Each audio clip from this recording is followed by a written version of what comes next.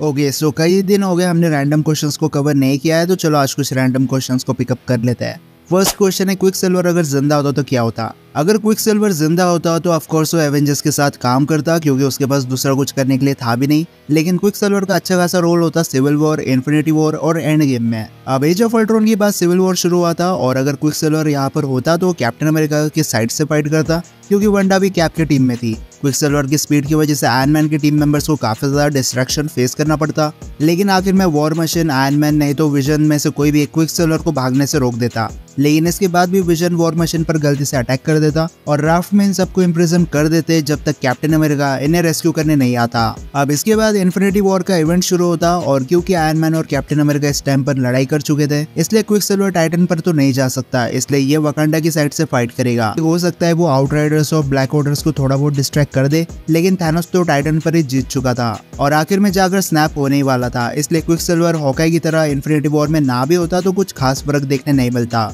लेकिन क्योंकि वंडा स्नैप की वजह से धूल बन चुकी थी, इसलिए बहुत ज्यादा पॉसिबिलिटी थी कि क्विक सिल्वर स्नैप से सर्वाइव कर जाता और फिर 5 साल डिप्रेशन में रहकर एवेंजर्स एंड गेम में एवेंजर्स की हेल्प करता है टाइम ट्रेवल करने में। पर पीटरो जाएगा एंशिएंट वन के पास हल्क के साथ, क्योंकि बाकी जगहों पर जाकर क्विक सिल्वर कुछ नहीं कर सकता और वो सिर्फ एक जगह खड़ा होगा, क्योंकि सारी डीलिंग हल्क ही करेगा। फिर सिल्वर प्रेजेंट टाइमलाइन में आएगा, स्नैप होगा और सब अपने जगह वापस आ जाएंगे। बट फाइनल बैटल में जो गॉन्टलेट पकड़ के भागने वाला सीन था, वो ज्यादा देखने नहीं मिलेगा, क्योंकि पीटरो हॉकाई और ब्लैक पैंथर की जगह गॉन्टलेट लेकर भाग जाएगा। लेकिन अगेन एबोनिमो जैसे मेंबर्स क्विक सिल्वर को पकड़ लेते और आखिर में थैनोस के हाथों गॉन्टलेट लग ही जाता और मैट टाइटन को बीट करने के लिए आयरन मैन को स्नैप करना ही पड़ता। बट वंडा विजन की स्टोरी कम्प्लीटली चेंज हो जाती, क्योंकि वंडा अकेली नहीं है, वो इमोशन में बहकर हेक्स नहीं बनाएगी और ना ही कभी स्कारलेट विच बनेगी। और हमें मल्टीवर्स ऑफ मैडनेस का इवेंट भी देखने नहीं मिलेगा, जिसकी वजह से कई सारी यूनिवर्स के इनकर्जन होने से रुक जाएंगे और डॉक्टर स्ट्रेंज भी आज की डेट में डार्क डायमेंशन में नहीं होता।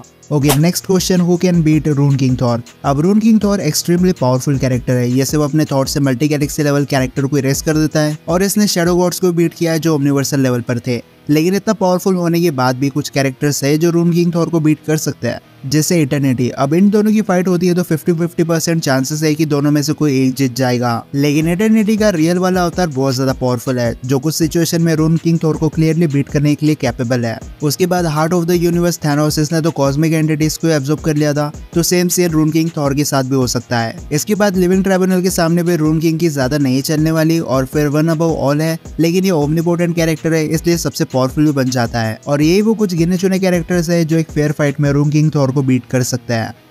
Okay, next question, what if Thor and Hulk were in civil war? अब वैसे तो इन दोनों के होने से बहुत सारी पॉसिबिलिटी बन जाती है, लेकिन जो सबसे प्रैक्टिकल पॉसिबिलिटी है वो मैं बता देता हूँ। अब जब बात आती है ब्रूस बैनर की, तो वो कैप्टन अमेरिका की साइड से फाइट करेगा, क्योंकि बैनर सुकुवे अकॉर्ड्स में इंटरेस्टेड था और बैनर कभी नहीं चाहेगा कि जनरल रॉस या फिर गवर्नमेंट को हल्का कंट्रोल में रहे। और बहुत ज्यादा पॉसिबिलिटी है कि बैनर विजन को भी कन्विंस करता कैप की टीम में आने के लिए, क्योंकि बैनर को पता है विजन कितना पावरफुल है और अगर गवर्नमेंट के हाथों उसका कंट्रोल लग गया तो बहुत बुरा हो सकता है। और ऐसे एयरपोर्ट फाइट में हल्क कैप्टन अमेरिका की साइड से फाइट करेगा और विजन बैनर की ऑफर को मना कर देगा और आयरन मैन की टीम में ही रहेगा। लेकिन अब काफी सुपर फैंस को लग रहा होगा कि हल्क कैप की टीम में है तो थॉर आयरन मैन को सपोर्ट करेगा, लेकिन ऐसा कुछ नहीं होने वाला। थॉर एक एसगार्डियन है, इसलिए उसे कोई फर्क नहीं पड़ता कि मिडगार्ड के गवर्नमेंट ऑफिशियल क्या चाहते हैं। वो थॉर पर रिस्ट्रिक्शन बिल्कुल नहीं लगा सकते, बट क्योंकि थॉर ने एवेंजर्स के साथ मिलकर फाइट की है, इसलिए गॉड ऑफ थंडर भी कैप्टन की साइड रहेगा, क्योंकि थॉर कभी नहीं चाहेगा कि मिडगार्ड पर अगर कोई अटैक होता है तो एवेंजर्स गवर्नमेंट ऑफिशियल का ऑर्डर का वेट करे। लेकिन एयरपोर्ट बैटल में वो थॉर साइड में खड़ा हो जाएगा, वो ना तो कैप्टन की ओर से फाइट करेगा और ना ही आयरन मैन की ओर से, क्योंकि थॉर के लिए सुकुवे अकॉर्ड्स एक बेकार चीज होगी और थॉर की मर्जी चले तो वो एसगार्डियन आर्मी को प्लेनेट अर्थ पर लाकर सब कुछ टेक ओवर कर सकता है। बट वो ऐसा नहीं करेगा, वो ह्यूमंस को उनके हाल पर छोड़ देगा और सिविल वॉर इवेंट से बाहर हो जाएगा।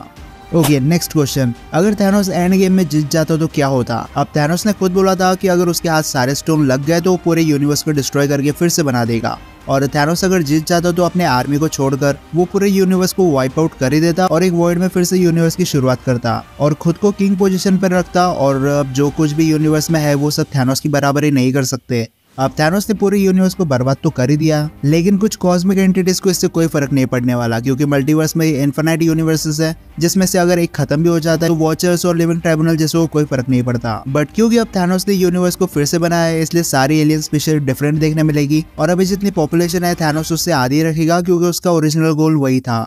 अब इन्फिनिटी स्टोन की वजह से पावर बैलेंस में हमें बड़ा शिफ्ट देखने मिलेगा और सारी पावर सिर्फ थैनोस के पास होगी। लेकिन थैनोस चाहे तो कितना भी अच्छा यूनिवर्स बना ले, कुछ एलियन स्पीशीज न्यू थ्रेट बनकर सामने आ जाएगी जिनके पास न्यू टेक्नोलॉजी और गैजेट्स होंगे, और न्यू यूनिवर्स बना है इसलिए न्यू कॉस्मिक एंटिटीज और सेलेस्टियल का जन्म होगा। लेकिन टाइम के साथ बहुत सारी एलियन स्पीशीज को समझ जाएगा कि थैनोस पूरी यूनिवर्स का रूलर है और उसके पास इन्फिनिटी स्टोन है, इसलिए अगर वो अपने पे आ गया तो एक झटके में सब कुछ बर्बाद भी कर सकता है। इसलिए सारी बींग्स थैनोस के अगेंस्ट में खड़े हो जाएंगे, कुछ पावर गेन करने के लिए तो कुछ अपने लोगों को प्रोटेक्ट करने के लिए। और हो सकता है एबोनिमो जैसे थैनोस के गोद लिए हुए बच्चे भी उससे गद्दारी कर ले, क्योंकि इसने कॉमिक्स में ऐसा कर रखा है। अब भले स्नैप की वजह से सारे एवेंजर्स मिट चुके हो, लेकिन हमें न्यू हीरोज देखने मिलेंगे जिनका एक ही गोल होगा कि कैसे भी करके थैनोस को टेक डाउन करना है। हो सकता है इसमें कम्प्लीटली न्यू हीरोज देखने मिल जाए या फिर अल्टरनेट यूनिवर्स के टाइमलाइन से कुछ हीरोज हमें देखने मिल जाए। ओके, नेक्स्ट क्वेश्चन, क्या थॉर थंडर क्लैप कर सकता है? हमने कई बार हल्क को थंडर क्लैप करते हुए देखा है, लेकिन जब बात आती है थॉर की तो गॉड ऑफ थंडर हल्क की तरह थंडर क्लैपिंग नहीं कर सकता, क्योंकि थॉर के पास खुद की अपने डिफरेंट एबिलिटीज है जिसमें थंडर क्लैपिंग नहीं आती है। थॉर बेसिकली अपने लाइटनिंग और एलिमेंट मैनिपुलेशन के लिए जाना जाता है, जिसकी वजह से थॉर की एबिलिटीज बहुत ज्यादा अलग हो जाती है हल्क से। और हल्क भी इसलिए थंडर क्लैप कर पाता है क्योंकि उसके पास हद से ज्यादा स्ट्रेंथ और ह्यूज बॉडी है। पर भले ही थॉर के पास सुपर ह्यूमन स्ट्रेंथ हो, लेकिन वो इस एबिलिटी को रेप्लिकेट नहीं कर सकता। हाँ, ये बात अलग है कि थॉर अपने क्लैपिंग से शॉकवेव प्रोड्यूस कर सकता है, लेकिन वो हल्क के लेवल जितने नहीं होंगे। और प्रैक्टिकली देखा जाए तो थॉर अपनी पावर से टोर्नेडो बना सकता है, जिसके सामने थंडर क्लैपिंग किसी काम की नहीं है। एमसीयू वाले थॉर का न्यू विलन कौन हो सकता है? अब सिनेमैटिक यूनिवर्स में थॉर के कई सारे विलन्स बहुत लो लेवल पर या फिर मीडियोकर थे। थॉर के असली विलन्स को अभी तक एमसीयू में इंट्रोड्यूस किया ही नहीं गया है, जैसे ज़्यूस, हरक्यूलिस और पूरा ओलंपस थॉर के अगेंस्ट में खड़ा होने वाला है। तो बहुत ज्यादा पॉसिबिलिटी है कि थॉर 5 में ओलंपस की सारी गॉड्स वर्सेस थॉर हमें देखने मिल जाए। उसके बाद मैंगोक जैसे बीस्ट भी हमें अभी तक देखने नहीं मिले, जो ओडिन से भी ज्यादा पावरफुल कैरेक्टर है।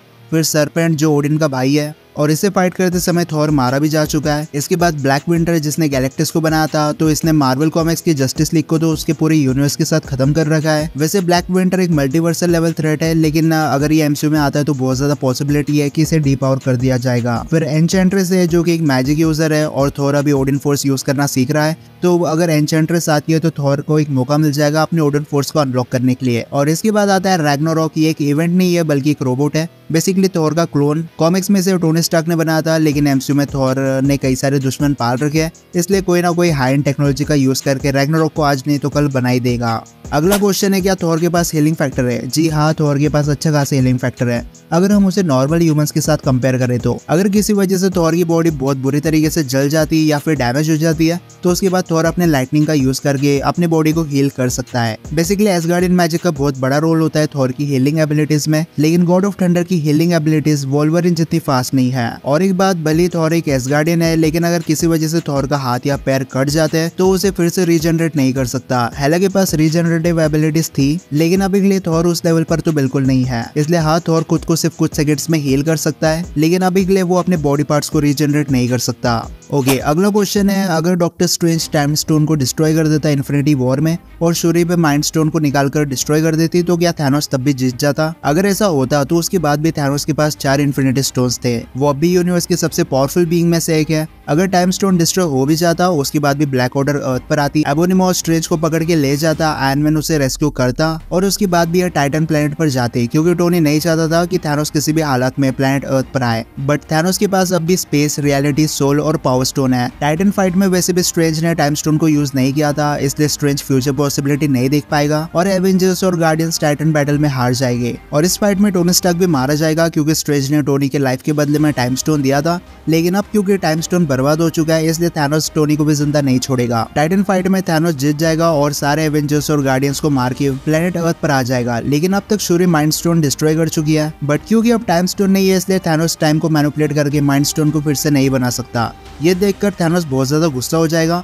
और शायद वो बिना होल्ड बैक किए पावर स्टोन या फिर रियलिटी स्टोन से वकांडा या फिर पूरे प्लेनेट अर्थ को ही उड़ा देगा। और क्योंकि अब 6 इन्फिनिटी स्टोन उसे नहीं मिलेंगे, तो वो वैसे भी स्नैप नहीं कर सकता, लेकिन फिर भी थैनोस के पास 4 इन्फिनिटी स्टोन तो है ही। वो एक झटके में पूरे यूनिवर्स की आधी पॉपुलेशन को खत्म नहीं कर सकता, बट वो अब स्टोन का यूज करके अपने मिशन को पूरा कर सकता है। बस अब जो काम एक स्नैप में हो सकता था, उसे होने में कई 100 साल लग जाएगी। लेकिन अब यहाँ पर टाइम ट्रेवल का कोई सीन हमें देखने नहीं मिलेगा, क्योंकि टाइटन पर एवेंजर्स और गार्डियंस खत्म हो चुके हैं और थैनोस ने प्लेनेट अर्थ को भी पावर स्टोन से बर्बाद कर दिया है। हाँ, लेकिन थॉर अब भी जिंदा रहेगा और अब थॉर बहुत ज्यादा डिप्रेशन में चले जाएगा, क्योंकि उसके सामने एसगार्डियन और प्लेनेट अर्थ दोनों बर्बाद हो चुके हैं। जिसकी वजह से थॉर कभी गार्डियंस के साथ काम नहीं करेगा। लव एंड थंडर का इवेंट हमें देखने नहीं मिलेगा और गॉर इटर्निटी से विश मांगकर सारे गॉड्स को खत्म कर देगा, जिसकी वजह से थॉर की भी डेथ हो जाएगी। अगला क्वेश्चन है, क्या थैनोस एक पंच में लेवाइथन को नॉकआउट कर सकता है? अब देखो, थैनोस की स्ट्रेंथ और ड्यूरेबिलिटी लेवल्स बहुत अच्छा है। इनफैक्ट ये उन गिनो चुनो कैरेक्टर में से एक है जो इन्फिनिटी स्टोन्स को wield कर सकता है।